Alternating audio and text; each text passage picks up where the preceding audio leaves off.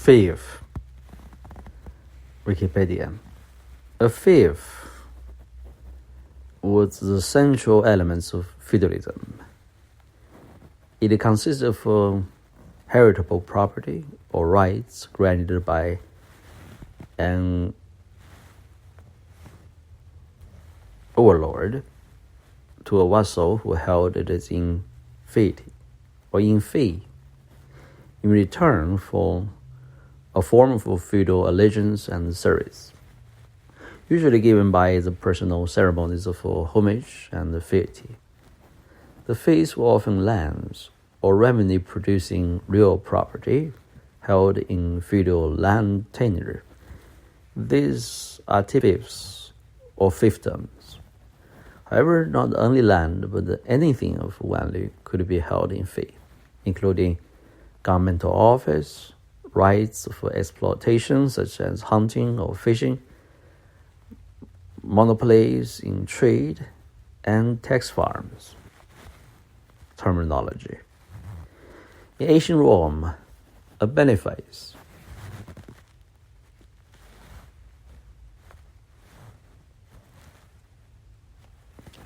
from the Latin noun beneficium, meaning benefit, was a gift of land, precarium, for life as reward for services rendered originally to the state. In medieval Latin European documents, land grant in exchange for service continued to be called beneficium, Latin. Later, the term feudum or feudum began to replace beneficium in the documents. The first attested instance of this is from 984. Although more primitive forms were seen up to 100 years earlier. The origin of the feudum and why it replaced beneficium had not been well established, but there are multiple theories described below. The most widely held theory is put forth by Mark Bloch, that is related to the Frankish term feud, in which feud means cattle and old means goods, implying movable objects of value. When land replaced currency and the primary store of value, the Germanic word feud replaced the Latin word beneficium. This Germanic origin theory was also shared by William Stubbs in the 19th century. The theory put forward by Archibald R. Lewis is that the origin of a fief is not feudum or feudum, but rather feudarum, the earliest attested use being in Astronomus Vital Holodovici 840.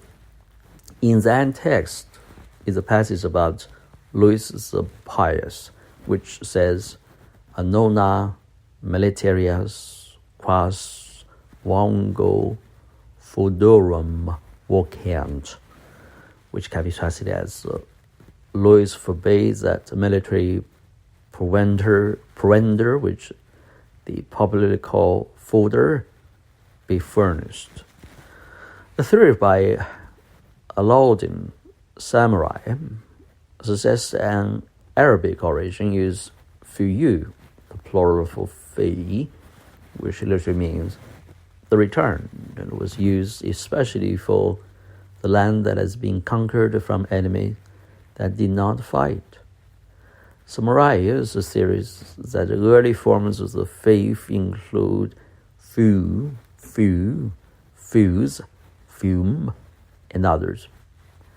The plurality forms strongly suggesting origins from a loan word. First use of these terms was in Languedoc, one of the least Germanized areas of Europe, and bordering Muslim Spain was the earliest use of film as a replacement for beneficium can be dated to 899. The same year, a Muslim base and Francinetum Lagade Fragnet in Provence was established. It's possible, Samaria says, that the French scribes writing in Latin attempted to transliterate the Arabic word fiu, the plural for fi, which was being used by the Muslim at the time, resulting in the plurality forms feo, feu, feu, feu, feuz, fuse, feum, fume, and others, on which eventually feudum derived. Samaria, however, also the wise medieval and the early modern Muslim scribes often used etymologically fanciful roots in order to claim the most outlandish thing to be of Arabian or Muslim origin. In the 10th and the 11th centuries, the Latin terms for fee could be used either to describe dependent tenure held by a man from his lord, as the term is used now by historians, or it can mean simply property. The meaner was, in fact, a small fief. It lacked precise meaning until the middle of the 12th century, when it received formal definition from land lawyers. English uses of word fee is first attested around 1250 to 1300 Middle English. The word fief from around 1605 to 15. In French, the term fief is found from the middle of the 13th century Old French, derived from the 11th century terms feu, fee, that's F-E-U, and F-I-E.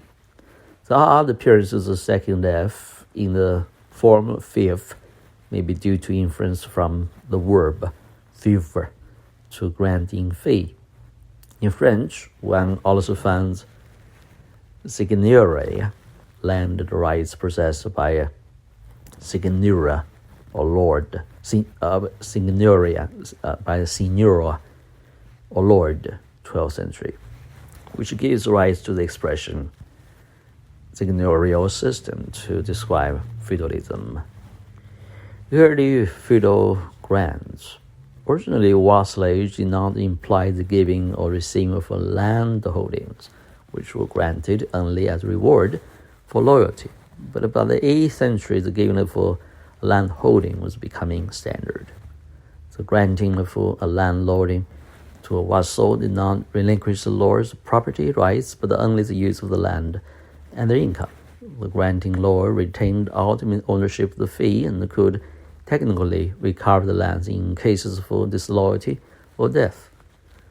In Francian, Charles Martel was the first to make large-scale of systematic use. Practice had remained until then sporadic of the remuneration of vassals by the concessions unfruct of lands, beneficium or benefice in the documents for the life of the vassal, or sometimes extending to the second or third generation. By the middle of the 10th century, fee had largely become hereditary. The oldest son of a deceased vassal would inherit, but first he had to do homage and fealty to the lord to pay a relief for the land, monetary recognition of the land's continuing proprietary rights over the property. Historically, the fees of the 11th and the 12th century divided from two separate sources. The first was land carved out of the estates of the upper nobility. The second source was allodial land transformed into dependent tenures. During the 10th century in northern France and the 11th century in France south of the Loire, local magnates either recruited or forced owners of the allodial holdings into dependent relations, and they were turned into fiefs. The process occurred later in Germany. It was still going on in the 13th century.